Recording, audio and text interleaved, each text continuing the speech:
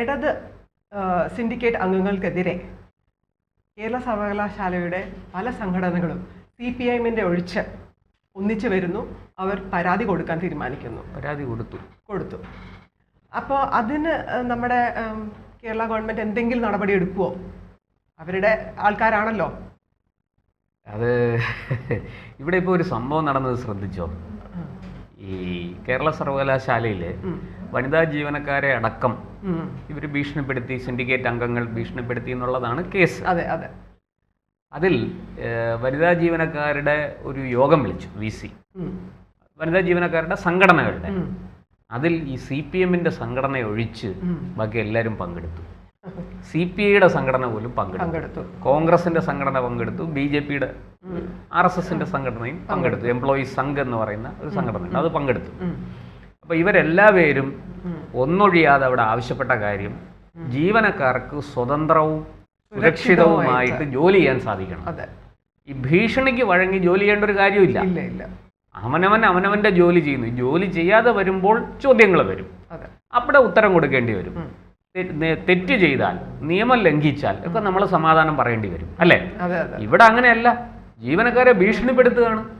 അങ്ങനെ ചെയ്, ഇങ്ങനെ ചെയ്, മറ്റത് ചെയ്, മറിച്ചത് ചെയ്. അതൊരു ശരിയായ കാര്യമാണ്. അവരുടെ ചൊൽപ്പടിക്ക് നിൽക്കുക എന്നുള്ളതാണ്. അതല്ലല്ലോ, അവരുടെ ചൊൽപ്പടിക്കല്ലല്ലോ ജീവനക്കാർ നിൽക്കേണ്ടത്. ജീവനക്കാർ നിൽക്കേണ്ടത് ഈ നമ്മുടെ കേരള സർവീസ് റൂളുണ്ട്, അതുപോലെ തന്നെ സർവകലാശാലയ്ക്ക് ചട്ടങ്ങളും വകുപ്പുകളും നിയമങ്ങളും ഉണ്ട്. അതനുസരിച്ചല്ലേ അവർ ജോലി ചെയ്യേണ്ടത്.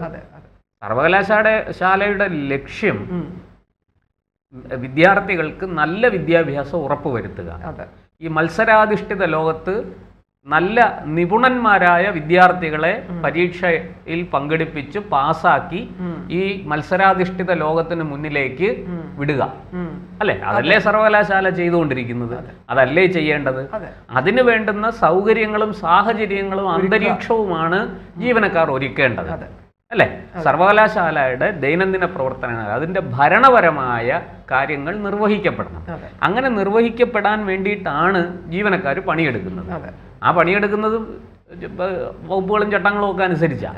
അവിടെ പോയി ജീവനക്കാരുടെ തലയ്ക്ക് മീതെ കയറി അവരെ ഭീഷണിപ്പെടുത്തുകയും ഭയപ്പെടുത്തുകയും ചെയ്യേണ്ട കാര്യമില്ല.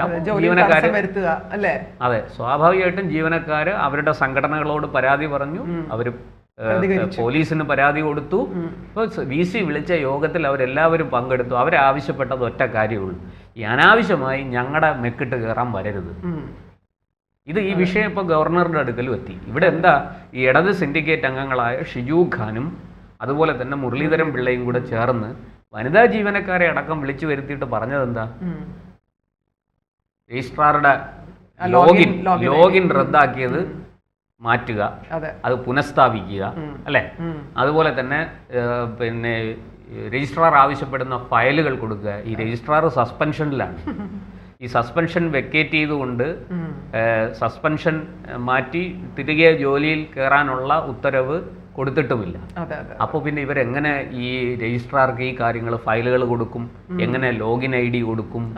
ഇതൊക്കെ അപ്പോൾ ഇതൊന്നും ചട്ടങ്ങളും വകുപ്പുകളും അനുസരിച്ചല്ല കാര്യങ്ങൾ പിന്നെ നടക്കുക. അത് ജീവനക്കാർ തയ്യാറല്ല. കാരണം നാളെ അവർ സമാധാനം പറയേണ്ടി വരും. ഇത് നാളെ കോടതിയിലെത്തിയാൽ വിഷയം ഇതൊരു ക്രിമിനൽ കേസായി മാറിയാൽ ഇവരുടെ പണി പോകുമെന്ന് മാത്രമല്ല, അഴി എണ്ണുകയും ചെയ്യും. അതുകൊണ്ട് ജീവനക്കാർ പറഞ്ഞാൽ അത് ഞങ്ങൾക്ക് ചെയ്യാൻ പറ്റത്തില്ല. അപ്പോൾ രജിസ്ട്രാറുടെ താൽക്കാലിക ചുമതല വഹിക്കുന്ന ഡോക്ടർ മിനി കാപ്പൻ്റെ അടുത്ത് പരാതി ചെന്നു. അവരത് VC-യോട് പറഞ്ഞു, VC അത് ഗവർണറോട് പറഞ്ഞു, ഗവർണർ പോലീസിൽ കംപ്ലൈൻറ്റ് ചെയ്യും. കാരണം അതാണ് അതിൻ്റെ വഴി. ഞാനൊരു സ്ഥാപനത്തിൽ ജോലി ചെയ്യുമ്പോൾ എനിക്ക് സ്ഥാപനം സംബന്ധിച്ച കാര്യങ്ങളിൽ എനിക്ക് പരാതി ഉണ്ടെങ്കിൽ ഞാനത് സ്ഥാപനത്തിനുള്ളിലാണ് ആദ്യം പറയേണ്ടത്. അതെ, തൊട്ട് മുകളിലുള്ള അവരത് പറഞ്ഞു കൃത്യമായിട്ട്. അത് ആരോടാണോ ചോദിച്ച് അനുവാദം വാങ്ങേണ്ടത് അവിടുന്ന് അനുവാദം വാങ്ങി പരാതി കൊടുത്തു. ഇപ്പൊ എന്താ, പോലീസ് FIR ഇട്ട് കേസെടുക്കും എന്നുള്ള അവസ്ഥയിൽ നിൽക്കണം. കേസെടുത്തു എന്നാണ് ഞാൻ മനസ്സിലാക്കുന്നത്. എന്തായാലും അതവിടെ നിൽക്കട്ടെ. അപ്പോ ഇനി ഇത് മാത്രമല്ല, സിൻഡിക്കേറ്റ് അംഗങ്ങൾ അവരൊരു യോഗം വിളിക്കുന്നു. അത് വൈസ് ചാൻസലറുടെ അധ്യക്ഷതയിലാണ് യോഗം വിളിക്കേണ്ടത്. ഇത് സിൻഡിക്കേറ്റ് അംഗങ്ങൾ വന്ന് വൈസ് ചാൻസലർ ഇല്ലാതെ തന്നെ യോഗം ചേരുന്നു, അവർ തീരുമാനങ്ങൾ എടുക്കുന്നു, എന്നിട്ട് അവർ ജീവനക്കാരോട് പറയുന്നു സിൻഡിക്കേറ്റ് ആണ് പരമാധികാരി, VC അല്ല, ഗവർണർ അല്ല, സിൻഡിക്കേറ്റ് ആണ് പരമാധികാരി, നിങ്ങൾ സിൻഡിക്കേറ്റ് പറയുന്നത് അനുസരിച്ചാൽ മതി എന്ന് പറഞ്ഞാൽ ഏതെങ്കിലും ഒരു ജീവനക്കാരൻ അല്ലെങ്കിൽ ജീവനക്കാരി അത് അനുസരിക്കുമോ? തലയ്ക്കകത്ത് വെളിവുള്ള ആരെങ്കിലും അത് അനുസരിക്കുമോ? ആരും അനുസരിക്കില്ല. അപ്പോൾ ഇപ്പോൾ സിൻഡിക്കേറ്റ് അംഗങ്ങളെ കൊണ്ട് പൂർവ്വ മുട്ടിയിരിക്കുകയാണ് ജീവനക്കാർ. ആൺ പെൺ ഭേദമന്യേ അവർ ഈ ശല്യം സഹിക്കാൻ വയ്യാത്ത അവസ്ഥയായി. ഇനി ഇത് കഴിഞ്ഞ് അടുത്ത മറ്റൊരു വിഷയം, ഈ സർവകലാശാലയ്ക്ക് PM ഉഷ എന്ന് പറഞ്ഞൊരു ഫണ്ടുണ്ട് കേന്ദ്രത്തിൻ്റെ. 100 കോടി രൂപ ആ ഫണ്ട് കിട്ടും. ആ 100 കോടി രൂപ എങ്ങനെയൊക്കെ ചെലവഴിക്കണം? യോഗം വിളിച്ചു ചർച്ച ചെയ്യാൻ. ആ യോഗം ഓൺലൈനായിട്ട് വിളിച്ച യോഗത്തിൽ ഈ രജിസ്ട്രാർ അനുമതിയില്ലാതെ കയറി, എങ്ങനെയോ ലിങ്ക് സമ്പാദിച്ച് കയറി. അതും കുറ്റകൃത്യമാണ്. പല ആവർത്തി അതിന് പുറത്തു ഓൺലൈൻ യോഗത്തിന് പുറത്തു പോകാൻ പറഞ്ഞിട്ട് പോകുന്നില്ല. സിൻഡിക്കേറ്റ് അംഗങ്ങൾ ഉൾപ്പെടെ പങ്കെടുക്കുന്ന യോഗമാണത്. പക്ഷെ ആ യോഗത്തിൽ നിന്ന് ഈ രജിസ്ട്രാർ അനുമതിയില്ലാതെ കടന്നു കയറിയിട്ട് പുറത്തു പോകുന്നില്ല. അത് വലിയ വിഷയമായി. അതിനെ ഒത്താശ ചെയ്യുന്നത് ഈ ഇടത് സിൻഡിക്കേറ്റ് അംഗങ്ങൾ ഷിജു ഖാനും മുരളീധരൻ പിള്ളയാണ്. അപ്പോൾ കഴിഞ്ഞ ദിവസം മറ്റൊരു യോഗം വിളിച്ചു VC. അതായത് ഇതിനൊരു ഉപസമിതിയുണ്ട്, ഈ വിദ്യാർത്ഥികൾക്ക് ഗ്രേസ് മാർക്ക് കൊടുക്കുന്നത്. NCC, NSS, അതുപോലെ സ്പോർട്സ്, ഇതിലൊക്കെ പങ്കെടുക്കുന്ന ദിവ്യാംഗനരായ കുട്ടികൾ, ഇവർക്കെല്ലാം ഗ്രേസ് മാർക്ക് ഉണ്ട്. ആ ഗ്രേസ് മാർക്ക് കൊടുക്കേണ്ടത് തീരുമാനിക്കാൻ ഇതുപോലെ സിൻഡിക്കേറ്റ് അംഗങ്ങൾ ഉൾപ്പെടുന്ന ഒരു ഉപസമിതിയാണ് അത് തീരുമാനിക്കേണ്ടത്. അതിനകത്ത് ആ ഉപസമിതിയിൽ സിൻഡിക്കേറ്റ് അംഗങ്ങളും കാണും. സർവകലാശാല ചട്ടം അനുസരിച്ച് അവരാണ് അത് ചർച്ച ചെയ്ത് തീരുമാനിച്ച് ഇത്ര ഗ്രേസ് മാർക്ക് കൊടുക്കാം, ഇത്ര ശതമാനം വരെ നമുക്ക് കൊടുക്കാം. ഇപ്പോഴത്തെ ഒരു സ്പെഷ്യൽ കേസ് എന്ന് പറഞ്ഞാല് നമ്മുടെ ഡിഗ്രി 4 വർഷം ആക്കിയല്ലോ.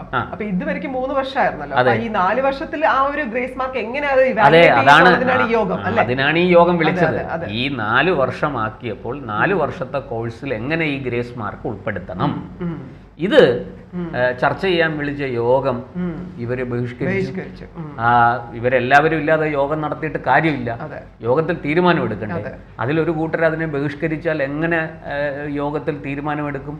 അപ്പോൾ വിദ്യാർത്ഥികളുടെ ഭാവി വെച്ച് പന്താടുകയാണ്. ഇത് സർവകലാശാലയെ നന്നാക്കാനല്ല, വിദ്യാർത്ഥികളെ നന്നാക്കാനല്ല, വിദ്യാർത്ഥികളുടെ ഭാവി സുരക്ഷിതമാക്കാനല്ല, മറിച്ച് നഗ്നമായ തറ രാഷ്ട്രീയം കളിക്കുകയാണ് സിൻഡിക്കേറ്റ് അംഗങ്ങളും. അവര് ആ മുറി വരിക്കും തുറന്നു കൊടുത്തില്ലെന്നാണ് ഞാൻ അറിഞ്ഞത്. കാരണം അവര് മീഡിയക്കാരെ ഒന്ന് ചട്ടം കൂട്ടി അവരെയൊക്കെ ഒന്ന് പുറത്ത് വിളിച്ച് അവിടെ ഒരു വലിയ ഇഷ്യൂ ഉണ്ടാക്കാനുള്ള അങ്ങനെയാണ് അവരെപ്പോഴും ചെയ്യുന്നത്.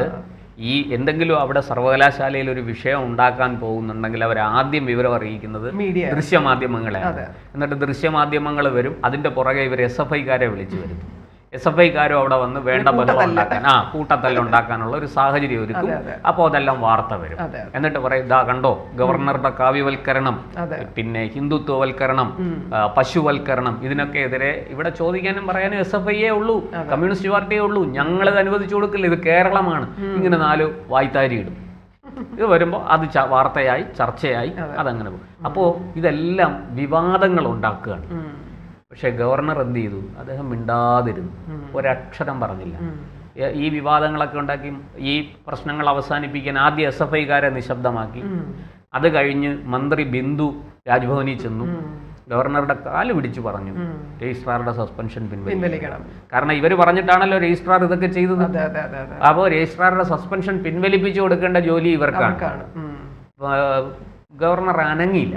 പകരം VCയുടെ അന്വേഷണ റിപ്പോർട്ട് എടുത്ത് കൊടുത്തു. ഇതാ വായിച്ചു നോക്കും. വായിച്ചിട്ട് ബിന്ദു ഒന്നും മിണ്ടാതെ വായു അടച്ച് വന്ന വഴി തിരിച്ചുപോയി. അപ്പോൾ ഇനി സർക്കാരിന്റെ തലത്തിൽ നിന്ന് ശ്രമിക്കുകയാണ് രജിസ്ട്രാറെ. കാരണം ഇന്നിപ്പോൾ ഈ രജിസ്ട്രാർ അപകടത്തിലായാൽ നാളെ ഒരു വകുപ്പിലെ ഉദ്യോഗസ്ഥനും ഇതുപോലെ ഇവരുടെ ഗുണ്ടായുസം, ഇവർ പറയുന്ന ഈ എന്താ പറയണ്ടേ, ഈ ഗുണ്ടാ പരിപാടി ഉണ്ടല്ലോ, അത് ചെയ്യാൻ നിൽക്കില്ല. കാരണം കേരള സർവകലാശാല രജിസ്ട്രാറുടെ പണി പോയി, നാളെ എൻ്റെ പണിയും പോകും. നിയമം അനുസരിച്ചില്ലെങ്കിൽ, നിയമപരമായിട്ടല്ല ഞാൻ പ്രവർത്തിക്കുന്നതെങ്കിൽ എൻ്റെ പണിയും പോകും. ഈ തിരിച്ചറിവ് ഉള്ളത് കൊണ്ടാണ് ഈ ജീവനക്കാർ ഭാവിയിൽ ഇത് കണ്ട് ഭയപ്പെട്ട് അവർ തങ്ങളുടെ ഒത്താശ, എല്ലാവരും ഒരുമിച്ചത്, തങ്ങൾ പറയുന്ന, അതായത് ഈ പറയുന്ന ഇടത് സിൻഡിക്കേറ്റ് അംഗങ്ങൾ ഉൾപ്പെടെയുള്ളവർ പറയുന്ന ഗുണ്ടാ പരിപാടി ചെയ്യാൻ ജീവനക്കാരെ കിട്ടത്തില്ല എന്ന് ഒരവസ്ഥ വരും. അപ്പോൾ എങ്ങനെയെങ്കിലും ഗവർണറുടെ കാല് പിടിച്ച് രജിസ്ട്രാറുടെ സസ്പെൻഷൻ രജിസ്ട്രാറുടെ സസ്പെൻഷൻ പിൻവലിക്കാൻ ഗവർണർക്കല്ലാതെ മറ്റാർക്കും പറ്റത്തില്ല. ഈ സിൻഡിക്കേറ്റ് അംഗങ്ങളൊക്കെ കിടന്ന് ഈ ബഹളം ഉണ്ടാക്കുന്നത് കൊഞ്ചു ചാടിയ ചട്ടിയോളം എന്ന് പറയുന്നത് പോലെ ഉള്ളൂ. ഇവർക്കൊന്നും അത് സാധിക്കില്ല. ഗവർണർ തീരുമാനിച്ചാൽ തീരുമാനിച്ചത് തന്നെ അതിനെ അട്ടിമറിക്കാൻ ഇവർക്ക് പറ്റില്ല, സർക്കാരിന് പോലും പറ്റില്ല. അത് ഇപ്പോൾ അവർക്ക് മനസ്സിലായി. അതുകൊണ്ടാണ് ഈ കിടന്ന് ഈ പിത്തലാട്ടമൊക്കെ ആടുന്നത്. അതുകൊണ്ടാണ് എങ്ങനെയെങ്കിലും ഗവർണറെ സ്വാധീനിച്ച് രജിസ്ട്രാറുടെ സസ്പെൻഷൻ പിൻവലിക്കണം. രജിസ്ട്രാറെ വേണേൽ ഞങ്ങൾ ഇവിടുന്ന് മാറ്റാം, എന്നിട്ട് നിങ്ങൾ പറയുന്ന ആളിനെ രജിസ്ട്രാർ ആക്കി തരാം. പക്ഷേ ഗവർണർ അതിനൊന്നും തയ്യാറല്ല. അദ്ദേഹം വളരെ കൃത്യമായിട്ട്, ആരിഫ് മുഹമ്മദ് ഖാൻ ആണെങ്കിൽ കുറച്ചുകൂടെ ഇമോഷണലായിട്ടൊക്കെ പ്രതികരിച്ചു. ഇത് ഒരു ഇമോഷനും ഇല്ല. അദ്ദേഹം ഈ കല്ലിന് കാറ്റ് പിടിച്ചതുപോലെ അങ്ങനെ ഇരിക്കുകയാണ് രാജ്ഭവനിൽ. പോകുന്നിടത്തോളം പോകട്ടെ, ഞാൻ കണ്ടറിയാം. പിന്നെ കണ്ടാലറിയാത്തവൻ കൊണ്ടാലറിയും എന്നൊരു ചൊല്ലുണ്ട്. CPM കണ്ടറിഞ്ഞില്ല, അത് പിന്നെ അവര് ഇപ്പൊ കൊണ്ടറിഞ്ഞുകൊണ്ടിരിക്കുകയാണ്. അപ്പൊ അങ്ങനെ കൊണ്ടറിയിക്കാനുള്ള ശേഷിയുള്ള ഒരു ഗവർണറാണ് ആർലേക്കർ എന്നുള്ളത് ഏതാണ്ട് തെളിഞ്ഞു. ഇത് ഇപ്പോ കേരള സർവകലാശാലയിൽ നമ്മുടെ ഇടത് സിൻഡിക്കേറ്റ് അംഗങ്ങളടക്കം സർക്കാരടക്കം പുലിവാല് പിടിച്ചിരിക്കുകയാണ്. അവർക്ക് മനസ്സിലായി ഇത് ഒരു നടക്ക് പോവില്ല. എന്തായാലും രജിസ്ട്രാറുടെ കാര്യത്തിൽ ഒരു തീരുമാനമായി. ഇനി ഇടത് സിൻഡിക്കേറ്റ് അംഗങ്ങൾ ഷിജു ഖാനും മുരളീധരൻ പിള്ളയും മുൻകൂർ ജാമ്യത്തിന് ശ്രമിക്കുന്നതാണ് നല്ലത്. അതാണ് ബുദ്ധി. ഇല്ലെങ്കിൽ അകത്ത് കിടന്ന് 1, 2, 3 എന്നൊക്കെ ചിലപ്പോൾ എണ്ണേണ്ടി വന്നേക്കാം. ഈ ഗവർണർ അത്ര കടുംപിടുത്തക്കാരനാണെന്ന് ഇനിയെങ്കിലും നിങ്ങൾ മനസ്സിലാക്കുക എന്ന് മാത്രമേ ഈ അവസരത്തിൽ പറയാനുള്ളൂ.